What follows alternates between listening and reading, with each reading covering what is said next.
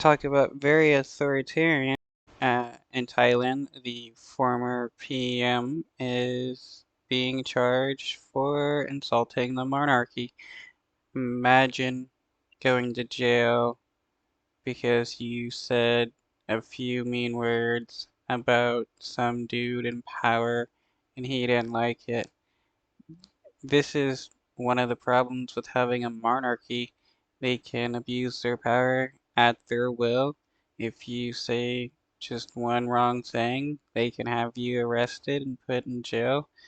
That is true insanity. To Thailand next. Prosecutors there are to charge the former Prime Minister Thaksin Shinawatra for insulting the monarchy. The controversial political leader who returned to Thailand last year after 15 years in exile is being indicted over an interview he gave to a Korean newspaper 9 years ago. His lawyer said he believed the video of the alleged insult was not authentic. Wow, something that happened 9 years ago. Him doing an interview and he's going to be charged with it for insulting the monarchy. The dude, the monarch, the monarchy needs to have a bit more tougher skin uh, if they're gonna just start throwing anybody and everybody into jail for saying something they don't like. Thaksin is the most high-profile figure to face charges under a strict law which forbids the insult of the monarchy. It has been increasingly enforced ever since the Thai military took power in 2014, and many people have been punished with harsh jail sentences. For more on this, I spoke to our Southeast Asia correspondent Jonathan Head, who's in Bangkok.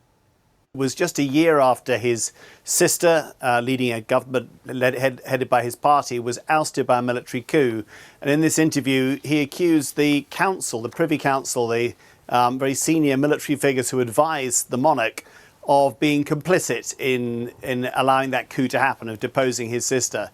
The Privy Council actually is not covered by the lèse-majesté law, but the law these days is interpreted in such a broad and sweeping way that prosecutors and the courts typically consider any comment at all that might reflect negatively on the monarchy. It might be tangential, it might be somebody associated with it, that could also be considered in violation of the law. It's interesting they're using it again. Wow, what an extreme abuse of people's rights. People have the freedom to insult anybody and their government, and the fact that these people can still be punished for that is truly out of this world. Um, this dude definitely needs to be like ousted from being the ruling monarch, and there definitely needs to be an actual democratic government in Thailand.